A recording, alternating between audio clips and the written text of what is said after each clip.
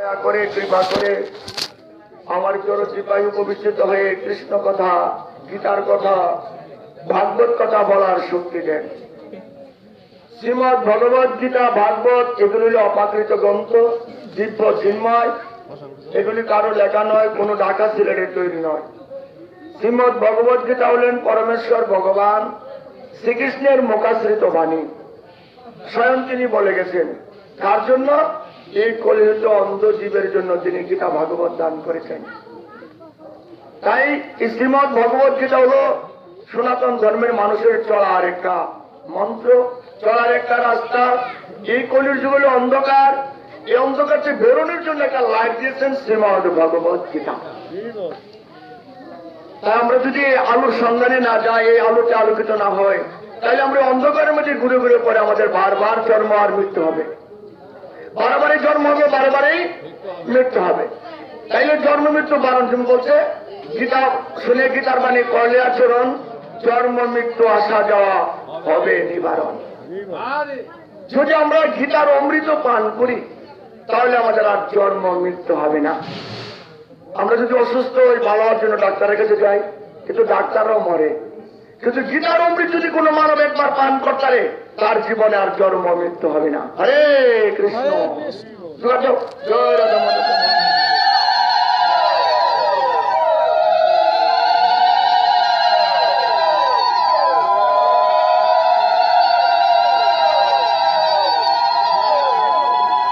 হরে কৃষ্ণ। এই যে মন্দিরে যিনি আছেন পরমেশ্বর ভগবান শ্রীকৃষ্ণ, তিনি আর নাম কীর্তন। কারণ দেখেন, নামের মাহাত্ম্য চিন্তা করে দেখুন। রামচন্দ্র প্রভু যখন লঙ্কায় গিয়ে রাবণকে বধ করার জন্য উদ্বিগ্ন হলো, এই নদী বাঁধার জন্য বানর রাজ হনুমান তিনি পাথর দিয়ে সেতু বেঁধেছিল। তখন আমার রামচন্দ্র প্রভু চিন্তা করে দেখলো, কি ব্যাপার, পাথর চলে বসে, তার কারণ কি? তিনি ছোট ছোট পাথর রামচন্দ্র প্রভু নদীতে চারিদিকে চলে যায়, ছোট পাথর চারে চলে যায়, এত বড় বড় পাথর দিয়ে হনুমানজি সেতু বেঁধে ফেললো। তখন হনুমান দেখে আস্তে আস্তে বললো, প্রভুজি আপনি যে পাথর চাচ্ছেন তার মধ্যে কোনো আপনার নাম লেখা নাই। আর এই যে বড় বড় পাথর দেখতেছেন না, এগুলি গিয়ে দেখেন আপনার নাম আছে।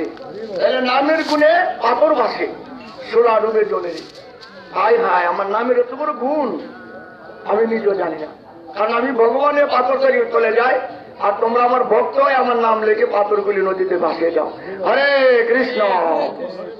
তাহলে নাম এখানে 16 পর্বেরই নাম। এই কলির যুগের জন্য শ্রেষ্ঠ যোগ্য, শ্রেষ্ঠ ধর্ম, শ্রেষ্ঠ মানে একটি ধর্ম আর হইতে পারে না। কলির যুগের ধর্ম হল নাম সংকীর্তন। 4 যুগে 4 ধর্ম শিবের কারণ, এত কলি যুগে নাম যোগ্য সার, আর কোন ধর্ম করলে আমরা নাই।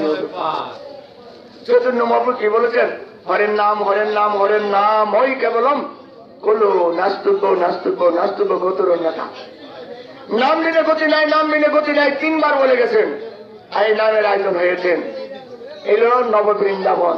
আমার ভগবান শ্রীকৃষ্ণ নিজেই বলেছেন, যেখানে হবে আমার নাম কীর্তন সেখানে হবে বৃন্দাবন। বিশ্বাস করলে এখানে আপনারা বৃন্দাবন লাভ করতে পারবেন। আর এই দেখেন, জানি না গোবিন্দের কোন কৃপাতে আমরা যে আসছি, আমরা সবই লোক মন্দিরের পূজারী, এক একটা মন্দিরের পূজারী আমরা। আর এতে সাহায্য করে গেছি উনি মানে আমাদেরকে সমাধা করেছেন, যেখানে এনেছেন। সবই লোক এক একটা মন্দিরের পূজারী। হ্যাঁ, এমনকি একলাই একটা উৎসব আমরা চালাই। তাই ভগবান করুণা করে ওনার উচিলাতে আমরা এখানে আসছি। আজকের অধিবাসটা দেখুন, মহাপ্রভু করুণা করে। অধিবাস মানে কি? অধিবাস মানে উপরে ভাস।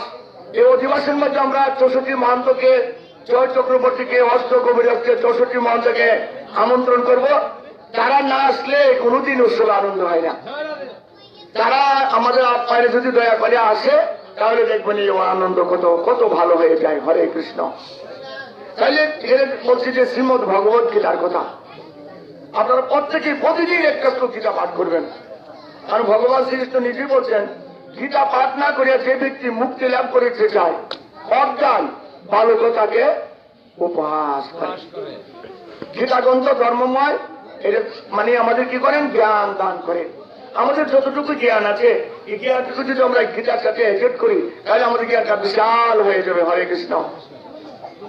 যারা গীতা গ্রন্থ পাঠ করে না তারা কোনোদিন মুক্তি লাভ করিতে পারবে না। দুইটা নয়ন থাকবে, গীতার দিকে তাকান। আমরা গীতা লাল কাপড় নীল কাপড়টা বললে পেয়ে দিই, গীতার মধ্যে পোকামা করে বাসা করে, এটা কিন্তু হয় না।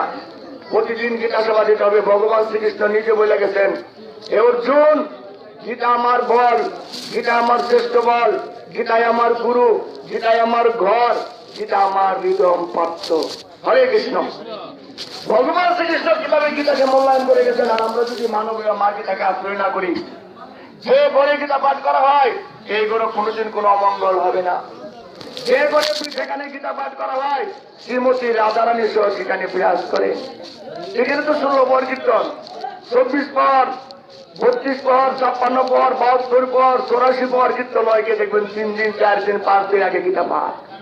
তার কারণ আমার গোবিন্দ বলেছেন, গীতা পাঠ করিয়ে যে যে কাজ আরম্ভ করে সেই কাজ নির্দোষ ভাবে সুসম্পন্ন হয়ে যায়। হরে কৃষ্ণ। আজকে কারা কারা গীতা পাঠ করছেন একটু হাত রাখলে আমি খুশি হবো মা। কারা আজকে গীতা পাঠ করছো? আজকে কারা গীতা পাঠ করছো হাত রাখো দেখি মা। খাইছো নি সবাই? খাইছো নি? কয়বার খাইছো? হ্যাঁ, কাউন্ট একবার কমাইলে হয় না? একটু গীতা পাঠ করতে পারো না? হ্যাঁ, কৃষ্ণ শুনছে না। গীতা পাঠ করলে কার সাথে কথা বলতে পারি? স্বয়ং কৃষ্ণের সাথে। আপনাদের কি ইচ্ছা হয় না কৃষ্ণের সাথে কথা বলা?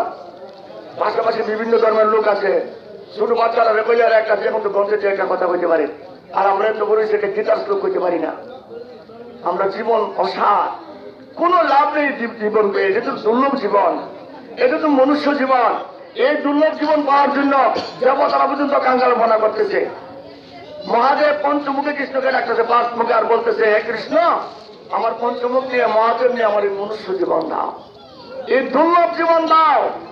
এই দুর্লভ জীবনে হরি ভজন হয়, কৃষ্ণ ভজন হয়। আপনারা কিসের মধ্যে মজা রইলেন?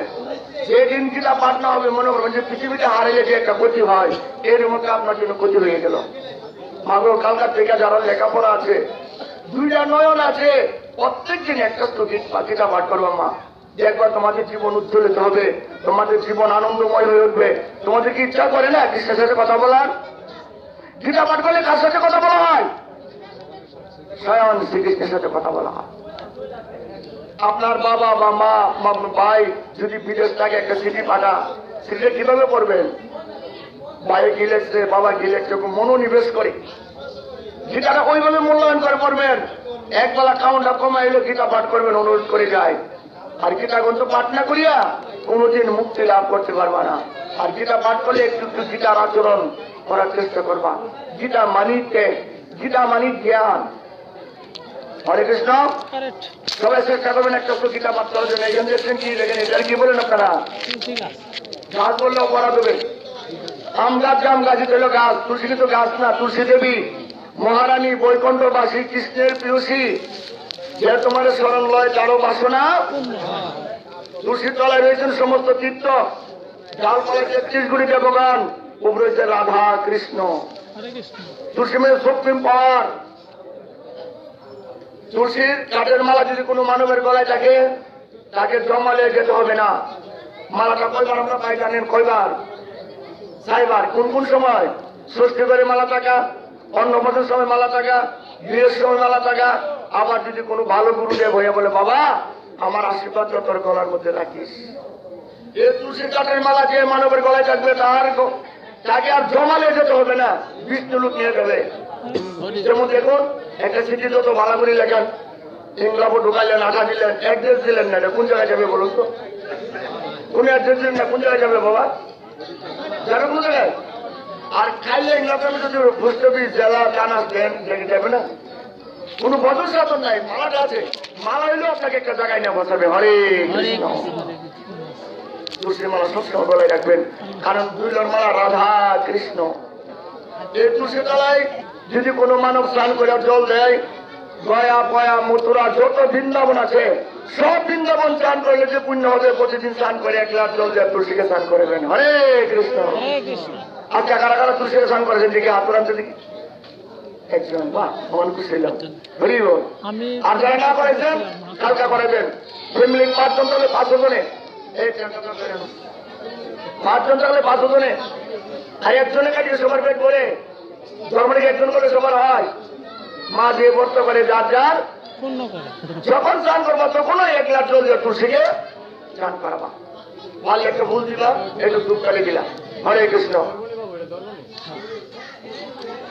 তুলসী তলাইলের সমস্ত চিত্র ডাল বলে 33 কোটি দেবগণ, ফুল হচ্ছে রাধা কৃষ্ণ। হরে কৃষ্ণ। তাহলে তুলসী দেখুন কত কাজে।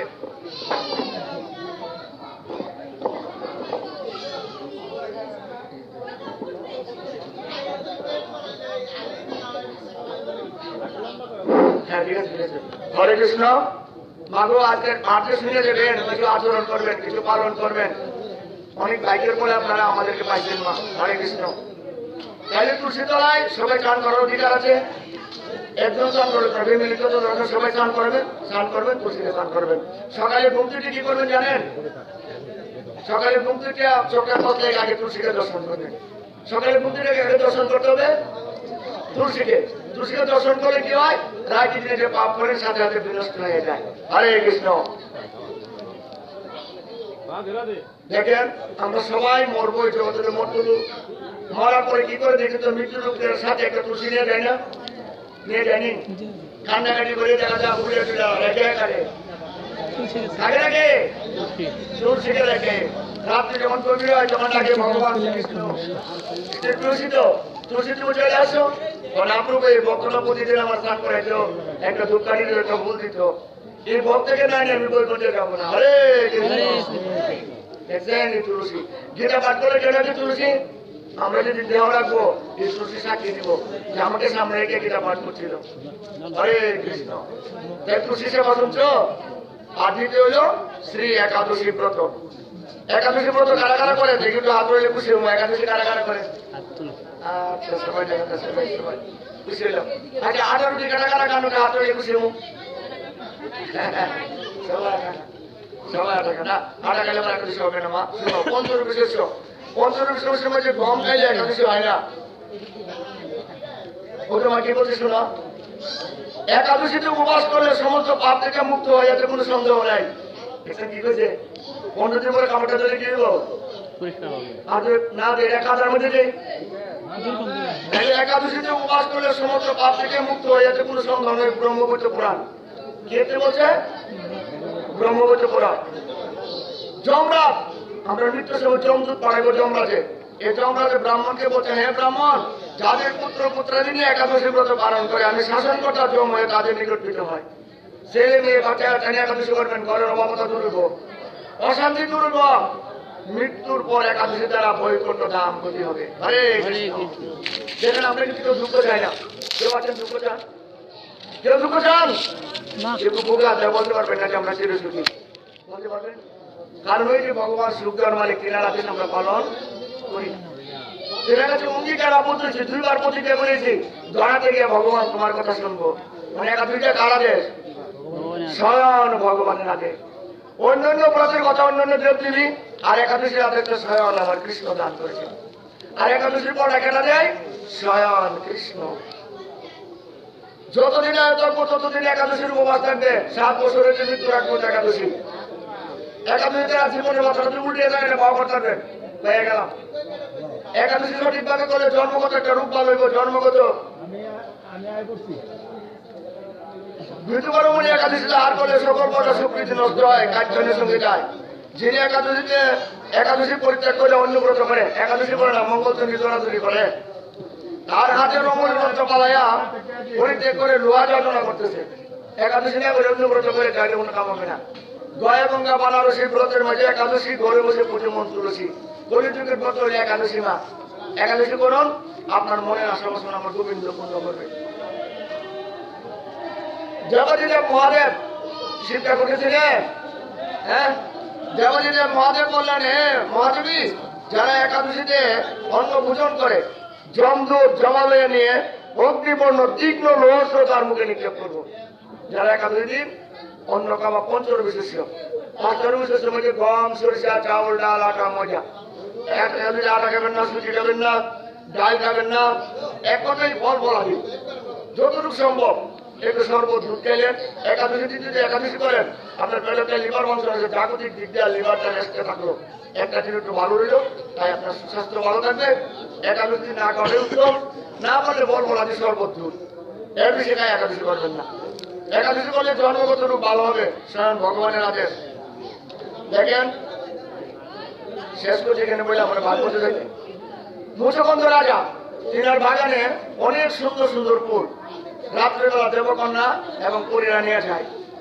হঠাৎ করে একটা দেবকন্যা কণ্ঠক ভিতরে অনেকগুলো কিন্তু কাটা থাকে না, যখন ওই কাটা আটকা পরে একটা দেবকন্যা আটকে গেছে। সকালবেলা মালিক গেছে ফুল তুলতো, তখন মালিক বলছে মালিক বলছে পড়িয়ে দাঁড়াও, তুমি আমাকে বসে করো না, তোমার রাজাকে ডাকো।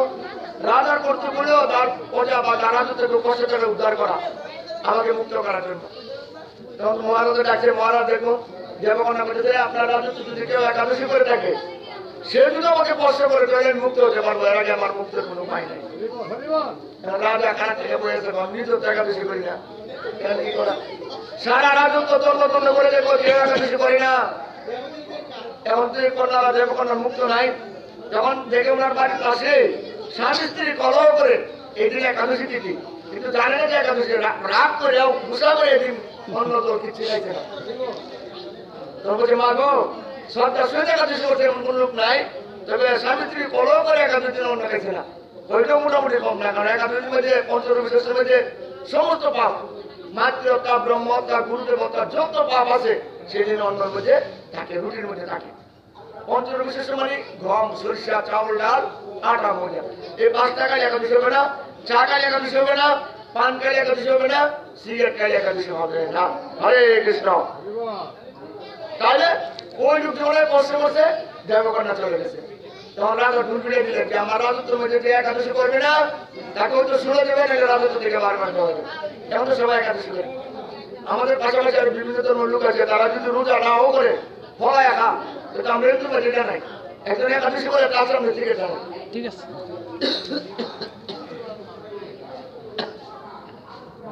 একজন একাদশী করে এর ভিতরে ভয় নাই যে আমি একাদশী করি না, তার সামনে আমি কেমন খাই, কিন্তু তার সামনে গিয়া সাবধান। একাদশী খুব ভালোভাবে করবেন। একাদশী আমার ভগবানের আদেশ। রুটি হলে 50 মধ্যে একটা ধানা, রুটি খেলে গুরু নামে কানুরের নরক আছে, গুরু শিষ্য দুদিন নরকে যাবেন। বাপ খেলে পুত নামে নরক আছে, পিতা পুত্র ধনের নরকে হাবুডুবু খাবেন। হরে কৃষ্ণ।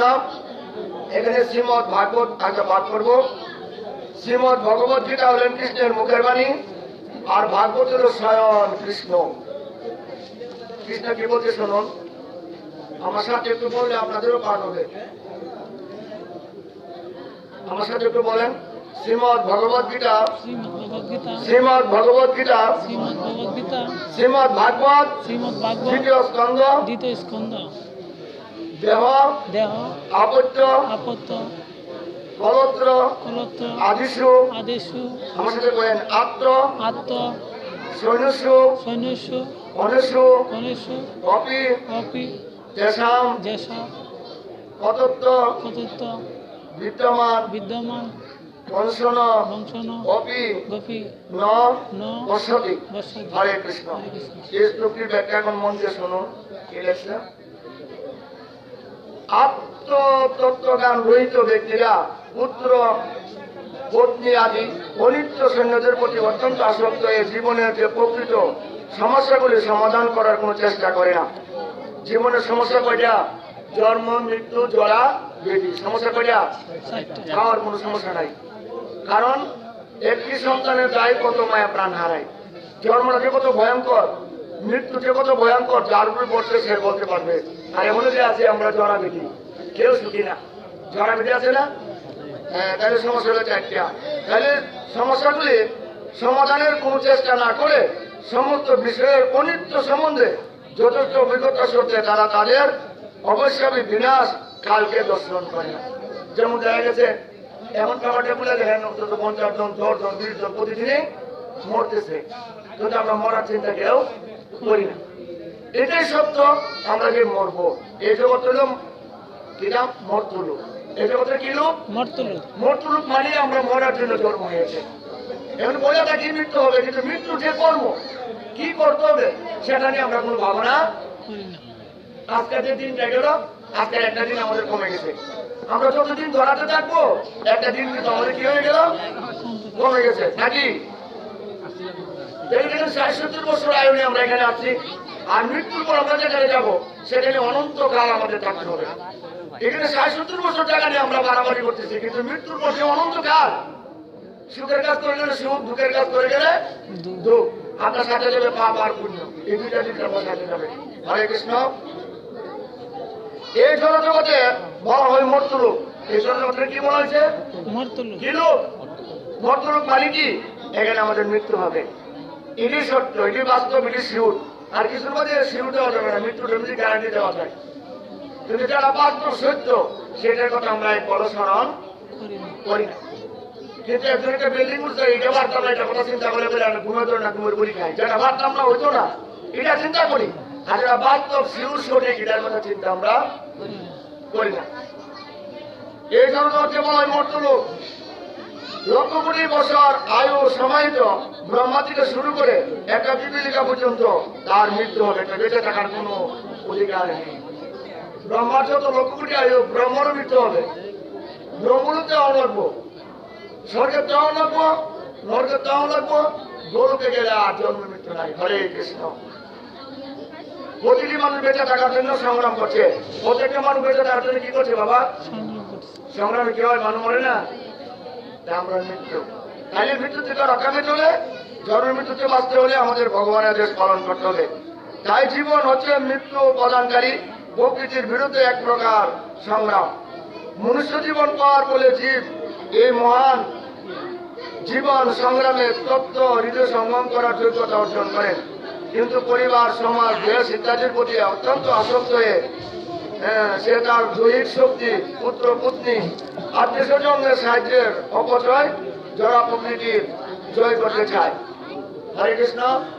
যেমন পরীক্ষিত মহারাজ, তিনি প্রায় বছরের মতো 7 দিন, কদিন হয়েছিল? 7 দিন। আমাদের তো 7 মিনিটের সময় আমাদের, কেউ কি বলতে পারবেন কতদিন আছে? হ্যাঁ, তাহলে এই অল্প সময় নিয়ে আমরা কি করতেছি দেখুন। আসলে যে আমরা মাতৃজোটের সবাই ছিলাম, কদিন ছিলাম? 10 মাস 10 দিন। 7 মাসের সময় আমরা চিৎকার করেছিলাম, অনাদি রানী গোবিন্দ গিয়ে আমাদেরকে দর্শন দিয়েছিল। আমরা সবাই প্রতিজ্ঞা করেছিলাম, হে প্রভু, এই ধারাতে গিয়ে আপনার আদেশ, আপনার উপদেশ, আপনার শপথ আমরা পালন করবো। নাকি প্রতিজ্ঞা করছিলেন না? মাতৃজোটনে 7 মাসের সময় ডেকেছিলেন, আমার অনাদি রানী গোবিন্দকে দর্শন দিয়েছিল। সবাই আমরা অঙ্গীকারে আবদ্ধ হয়েছিলাম, প্রতিজ্ঞা করেছিলাম, হে গোবিন্দ, এই ধরাধামে গিয়ে আপনার কথা আমি মেনে চলবো, আপনার আদেশ আমি পালন করবো। আবার 9 মাসের সময় চিৎকার করেছিলেন, এই অনাদি রানী গোবিন্দকে আবার দর্শন দিয়েছিল, বড় জোরে আবার প্রার্থনা করেছিলেন। যখন আমার গোবিন্দের সাথে আমরা অঙ্গীকারে 2 বার প্রতিজ্ঞা করে আসছিলেন। এখন কি হয়েছে? প্রতিজ্ঞা ভঙ্গ হয়ে গেছে। প্রতিজ্ঞা ভঙ্গ হচ্ছে মানে ধর্ম নষ্ট। যা কথা দিয়েছিলাম তার সাথে এই কথা আমরা কোনো কাজ করি না। দেখেন আমরা কেমন একটা বাবা সন্তান, যিনি অনাদির আদি, সর্ব কারণের কারণ, সর্বকিছুর মূলাধার, সবকিছুর মালিক। তাহলে আমার বাবা যেমন কৃষ্ণের ধীরাজ, রাজারও রাজা, যদি আমরা রাজার পুত্র হইতে পারি, এটা আমাদের কোনো অভাব থাকবে? বলুন বলুন। আজকে আমাদের না আছে সুখ, না আছে শান্তি, তার কারণ আমরা পিতৃদ্রোহী, আমরা বাবার কথা কিছুই আমরা পালন করি না। দেখেন, যে সন্তানটা বাবার কথা শুনে সেই সন্তানটা বাবার সম্পদ পায়, পায় না? যে সন্তানটা বাবার কথা শুনে সন্তানটা বাবার সম্পদ পায় না? এই জগৎটা কার? কৃষ্ণের না? আমরা কার কথা পালন করবো? কৃষ্ণের কথা পালন করতে হবে না? এই কৃষ্ণের কথা কোথায় পাবো? শ্রীমদ ভগবত গীতা। এই শ্রীমদ ভগবত গীতায় কৃষ্ণ কি বলছেন? জীবে দয়া, নানে রুচি, বৈষ্ণব সেবন, ইয়া হতে নাই ধর্ম, ওই সনাতন। জীবের প্রতি দয়া। তোমরা বলে তো থাকো, ও রূপের সম্মুখে কোথায় খুঁজিছে ঈশ্বর, জীবের প্রেম করিতে যে জন সেবে জন সেবেছে। প্রেম বলতে কি? বলিওটা স্মরণ করার মধ্যে প্রেম। বলুন বলুন। 25টা বছর গ্রন্থ পাঠ করেছে বাবা, কোন শাস্ত্রে কোথাও পাইছি না যে সনাতন ধর্মের লোক মাছ খাওয়া। যদি দেখাতে পারে বাদ বাকি জীবনটা আমি তার আচরণে কাটাই দেবো। গীতা পড়ে দেখো, খাদ্য, শস্য, শাক, সবজি, ফলমূল, দুধ হচ্ছে মানুষের খাবার। কত সুন্দর ভাবে ভগবান ক্লিয়ার করে বলে গেছে। খাদ্য, শস্য, শাক সবজি, ফলমূল, দুধ হলো মানুষের খাবার। ক্লিয়ার ভাবে করে গেছে। কি ভগবান কি মনে ছিল না যে তোমরা এইগুলি খাও, ওইগুলি খাও, এইগুলি খাও? আমরা মনে করে এখন খাওয়া শুরু করছি না? তাই আমরা পিতৃদুই পাতুকি, পিতৃদুই পাতুকি, জগতের পিতা কৃষ্ণ যে না বোঝে বাপ, পিতৃদুই পাতুকির জন্মে জন্মে তাপ। জন্মে জন্মে বুঝুনি, এই মনুষ্যের জন্ম যদি চলে যায় তাহলে আবার 84 যেতে হবে। হইবে হইবে জনম হইবে শতবার, দুর্লভ মনুষ্য জনম না হইবে আর। 84 লক্ষ যদি ভ্রমণ করে আমরা কি পেয়েছি? দুর্লভ জীবন। 84 লক্ষ যদি ভ্রমণ করে কি জীবন পেয়েছি? দুর্লভ। হ্যাঁ, দেবতার জীবনটা দুর্লভ বলে না, মনুষ্য জীবন দুর্লভ। এই জীবনে কি হয়? হরিভজন হয়। এই জীবনে কি করা যায়? ঈশ্বর প্রাপ্তি হওয়া যায়। দিন গেল নিচে কাজে, রাত্র গেল নিদ্রে, না বুঝিলাম রাধা কৃষ্ণের চরণারবিন্দে। কৃষ্ণ বুঝিবার তরে আমরা সংসারে আইলাম।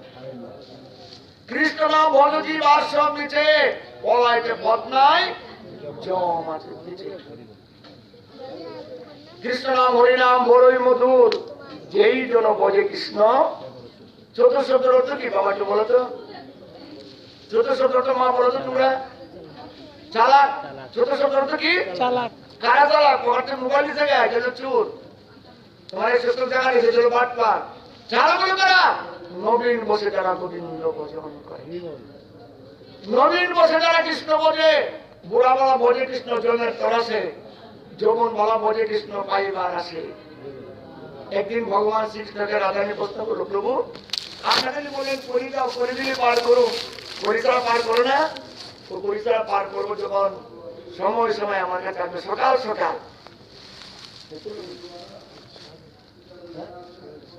আচ্ছা ঠিক আছে প্রভু বলেন। হরে কৃষ্ণ। তাহলে কি বললো? প্রভু আপনি কি পরিচয় পার করেন না? পরিচয় পার করি যদি সকাল সকাল আমার ঘাটে আসে। অকেশ পাখিরে দন্ত লড়িবে, সম্বল হবে মূল লাঠি, আদ্যগণ সকলই বলিবে জঞ্জাল না মনিরেই বাঁচি। সংসারের জন্য একটা জঞ্জাট হয়ে গেলেন বাবা, কার জন্য কি করলেন? তাই সময় একটা গোবিন্দ ভজন করেন। বুড়া গাছে যেমন জল ডালে বল পাওয়া যায় না, বুড়াওয়ালা গোবিন্দ ভজন হয় না। বুড়া গাছে জল ডালে বল পাওয়া যায় না, বুড়াওয়ালা গোবিন্দ ভজন হয় না বাবা। কৃষ্ণ ভজন করো, যৌবন থাকতে ভজন করো। যৌবনের এক ডাক, বুড়াওয়ালা হবে 90 ডাক। যৌবন বলা একটা ডাক দিতে পারলে ভগবানকে, তাই ভগবানকে ডাকো। দেখো আমরা এই জীবন যদি ঈশ্বর লাভ না করতে পারি, আবার আমরা 84 যেতে দেবো। 84-তে আবার 84 লক্ষ যদি 84 জলের নিচে গেলে 9 লক্ষ জন কাটাই দিব। জলের নিচে, জলের নিচে কয় লক্ষ জন কাটাইছি? 9 লক্ষ। কিমিকেটে 11 লক্ষ, প্রকৃতি 20 লক্ষ, গাছে 30 লক্ষ, তারপর স্থাপন মিলাইলে 80 লক্ষ, আর 4 লক্ষ হলো মানবা। এই 84 লক্ষ মানে ঝুলির মধ্যে পেয়েছেন দুর্লভ জীবন। এই মনুষ্য জীবন হল দুর্লভ একমাত্র গোবিন্দ ভজনের জন্য। যে ঘরে আগে গোবিন্দের পূজা হবে, সকালবেলা আমি মা গীতাকে তুলসীমাকে সাক্ষাৎ থেকে বলে গেলাম, যে ঘরে আগে গোবিন্দের পূজা হবে সেই ঘরে অনাবিল সুখ হবে। যে ঘরে আমার গোবিন্দের পূজা হবে, আর বেলা 10টা বাজে সবার খাওয়া দাওয়া শেষ, গোবিন্দের পূজা দিতে গেলেন, ওই 5টা সিনে নিয়ে 1 মাস বেলা দিলেন সিনে কালো পিঠা খাওয়ার জন্য, এটা আমার গোবিন্দ খায় না রে বাবা। জীবন ও সর্বস্ব দিয়ে পূজা করো মন্ত্রে, কর্মকাণ্ড সিদ্ধি হবে যাবে বউ পারে। প্রতিদিন যদি ঘরে 5 জন থেকে 120 টাকা খাওয়ার খরচ হয় বা 150 টাকা খরচ হয়, মাথা নিচে কত বলে এটা বাজেট করে আমার গোবিন্দের জন্য আনতে হবে, তাহলে করে সুখ হবে। আর যদি পারো বাক্য ছুটে শাক সবজি কিনে রান্না করে প্রতিদিন ভগবানকে পুজো নেয়, প্রসাদ খাও, এই প্রসাদের জগতে চলে গেল। প্রতিদিন শাক সবজি রান্না করে আমার ভগবানকে নিবেদন করো, প্রসাদ খাও, মনুষ্য জীবন সার্থক হয়ে গেল, আপনি দেবতা হয়ে গেলেন। মানুষ পশু দেবতা 3 তরের মানুষ আছে। মানুষ কাকে বলা হয়েছে? যার মধ্যে মান আর রোষ, তিনি হলে মানুষ। পশুকে অভিমান, অহংকার, আভিজাত্য, অহংকারের মধ্যে নিতাই মতো পাশে অসত্যরে সত্য করে, মানে অহংকারে পশু হয়ে গেল। দেবতা কারা? যারা দ্বাদশঙ্গী তিলক ধারণ করেন, 2 বার 3 বার স্নান করেন, নিত্য ভোগ লাগায় প্রসাদ খান, তারাই দেবতা হয়ে গেছে। হরে কৃষ্ণ, দেবতা হয়ে যান, নিত্য ভোগ লাগায় প্রসাদ খান। আর যদি না পারেন কমপক্ষে 20 বারটা পালন করবেন। বৃহস্পতিবার নিরামিষ খান, একাদশী আগের দিন নিরামিষ খান, 12 দিন নিরামিষ খান, আস্তে আস্তে আগান। আর 4 মাসের মধ্যে শ্রাবণ মাসে শাক দেয় না, মনে রাখেন। যদি সনাতন ধর্ম আপনার জন্ম হয়ে থাকে, শ্রাবণের শাক, ভাদ্র দই, আশ্বিন দুধ, কার্তিক মাসে আমিষ হার বর্জন। এটা দামোদর মাস, এটা হলো নিয়ম মাস। অনেকে বলে দাম বন্ধন মাস। 1 মাসে আপনি 11 মাসের পাপ মোচন করতে পারবেন যদি কার্তিক মাসে আপনি পয়সা চলতে পারেন। আশ্বিন মাসে শাক দেন না, ভাদ্র মাসে দই দেন না, আশ্বিন দুধ দেন না, আর কার্তিক মাসে আমিষ বর্জন। আর যদি না করেন, আপনার জন্য দেখবেন 9টা স্তরে জমের ধার খুলে দেবে। এই দিন নারী বাবা ক্ষণিকের জন্য আছে, পরকালে কামার জন্য। এই যুগ তো স্বপ্নের মতো নিত্য, কমল ধল জল জীবনটা টলমল, জল জীবন টলমল করে আমাদের মৃত্যুটা এরকম। কারণ কাছে কোন ঘাটে কোন সময় ফিরবে কেউ বলতে পারবেন না। তাই যখন জ্ঞান আছে তখনই আপনি হরি ভজন করেন, কৃষ্ণ ভজন করেন। যেমন দেখেন, এক গৃহস্থ বাড়িতে একজন কর্মচারী থাকে। কর্মচারী বলতেছে, বাবা আমার জন্য 4টে মিষ্টি নিয়ে, দুপুর রান্না হতেছে না, পেট বিষম খিদা। তখন কর্মচারী দোকানে গিয়েছে, 4টে মিষ্টি কিনেছে। এখন মালিক এনে 1টা মিষ্টি দিয়েছে। মালিক বলে, কিরে বাবা, তোরা 4টে মিষ্টির দাম দিলাম, দেখি 4টে মিষ্টি খাবো, 1টা মিষ্টি দিস কেন? প্রভু মিষ্টি 4টা টিকি কিনছি, একটা টেস্ট করার জন্য মিষ্টি খাইলাম, মিষ্টিটা ভালো না খারাপ আপনার পেটে ধরবো। তো ভালো কথা, তুই বাসে সত্যি 3টা মিষ্টি, তো 3টা তো প্রভু বেজোর সংখ্যা। আপনার অমঙ্গলের হেতু সর্বনাশের কেউ তো আমি করতে চাই না, আর 1টা মিষ্টি খেয়ে বললাম। ওদের 2টা আছে, প্রভু 2টা কেমনে দেবো? আমরা তো বালা বালা খাইলে আমার অর্ধেকটা দেন, ওই ভাগে একটা খাই বললাম। মালিক এমন চেষ্টা চেয়েছে, দেখো খাইলে তো খাইলে মিষ্টিটা কি করে খেলে? যেমন 2বার 3বার বলছে কি করে খেলে? তোমার যে প্রভু ডোরে ঘুমায় নির্ভয় কম, তুই আমার বাচ্চা কাজ নির্ভয় কম। ওদের মিষ্টি আমার হাতে দেন, আমি দেখাই, কারণ 12 জন কেমনে গেছি দেখে মিষ্টি হাতে যে খাওয়ার মধ্যে দেবো 4 মিষ্টি কাঠ হয়ে গেল বাবা। কর্মচারী পেটো প্রথম মিষ্টি গেল টেস্ট করেছে, দ্বিতীয় মিষ্টি গেল কি পেটের সংখ্যা, তৃতীয়টা গেল ভাগেরটা, আর চতুর্থটা গেল দেখাইতে গিয়ে। আমার কর্মচারী পেটো 4 মিষ্টি না, চতুর্থ আমরা দেখা যায় বিয়ে বিয়ে না, একজন বড় বড় মাছ এনে রান্না করে খায়, গোবিন্দ তো ফাঁকা দিয়ে বলেছে। মালিকের বলে কিছু যাই 4 মিষ্টি কর্মচারী পেটো। আর যদি জামাই এটারে যেত শ্বাস ধরে আরো বেশি দুম টাকা খাওয়ায়, আজা গোবিন্দের টাকাও সে বাচ্চা নাই, ওই আজাটাও সে আমার খবরই নেই। 4 মিষ্টি আমরা কর্মচারী পেটো যাই, এগুলো কোনোদিন সুখ পাবে না। দেখা যায় ওই বেলা বাজে 11টা, নাতি যাবে স্কুল, সবার ঘরের খাওয়া দাওয়া শেষ বেলা 11টা বাজে। নাতি কোটাও সে বাজে, নাতি কো না আমারটা মা আমার স্কুলের টাইম হয়েছে না, নাতি খাওয়া সে বাজে। এবার কি করবো, বারবার বলতেছে কিনা তো নেবো, ওই যে শ্রীনিবাস আনছেন, ওই 2টা কারো আছে, এই করে শুরু করবে না বাবা। বাবা কৃষ্ণকে আপন করে নাও, ফ্যামিলির একজন করে নাও, তাহলে এই করে অনাবিল সুখ হবে। 5টা সম্পর্ক আছে, শান্ত, দাস্য, সত্য, বাসল্য, মধুর। তাহলে আমাদের কৃষ্ণের সাথে সম্পর্ক করতে হবে, কৃষ্ণকে ভালোবাসতে হবে, তাহলে আপনার সুখ হবে। তাহলে কৃষ্ণকে সম্পর্ক করতে হলে কি হবে? আগে ঘুমতে উঠে আমার গোবিন্দের পূজা দিতে হবে। ভোর 5টা থেকে 6টা, 6 ঘন্টার বেশি ঘুমানো কারো পক্ষে উচিত না। মহাপ্রভু কি করে গেছেন? প্রভাতে লইলে নাম সিদ্ধি হবে মনস্কাম, জাগিয়া লৌ কৃষ্ণ নাম রে নগরবাসী। হিন্দু মুসলমান সবাই বলছে, আর তারা একটু বলে জাগো জাগো মুসলমান। আর আমরা মহাপ্রভু বলছে সবাই জাগো, সবাই জাগিয়া তোমরা যা যা ইষ্ট থাকে তেমন জায়গা নাই। এই যে ঘুম দিয়ে বলে 8টা, এই ঘুম দিয়ে ধন আমাদেরকে দিবে। 6 ঘন্টা বেশি ঘুমালে কারো সুখ হওয়ার কোনো উপায় নাই। আর এইগুলো করলে অলস্য করে ভগবানের করুণা যায় না, সেই অলস্য তোমাকে একদিন গরিব করে ফেলবে। তাই বাবা ভোর 5টার সময় যদি ভগবানকে ডাকো, এই করে অনাবিল সুখ হবে। হাতের পর পরিস্থিতি জগৎ অল্প সময়ের জন্য আমরা আসছি, এটা আমরা বড় 70 বা 100 বছর, আর মৃত্যুর পর যখন যাবেন অনন্ত কাল সেখানে থাকতে হবে। ওইটার কথা চিন্তা করুন। আর 60-70 বছর সুখে কাটলো দিন কাটবে, দুঃখে কাটলো দিন কাটবে, কিন্তু ওইখানে এখানে আপনার সাথে কেউ যাবে না, যাবে পাপ আর পুণ্য। এই 2টা জিনিস হবে। পুণ্যের পাল্লা বাড়িলে সুখ পাবেন, আর পাপের পাল্লা বাড়িলে দুঃখ কষ্ট ভোগের কোনো শেষ নাই। এই জগতের অর্থ দিয়ে এই জগতের কোনো কিছু করা সম্ভব হবে না। সুখ শান্তি আমার অনাদি গোবিন্দের কাছে, তিনি তারা সুখ দেওয়ার মালিক আর কেউ নেই। তাই ওনার ভজন করো। ভজনটা কি? সকালে উঠে স্নান করে আগে কৃষ্ণের পূজা, যে করো হবে আগে কৃষ্ণের পূজা, এই করো হবে সুখ শান্তি। হরে কৃষ্ণ। তাই সবাই গোবিন্দ ভজন করবেন। গোবিন্দ ভজন ছাড়া কোনোদিন কেউ সুখ দিতে পারবেন না। গোবিন্দ ভজন অনেক অনেক ভাগ্যের গুণে কৃষ্ণ ভজন হয়।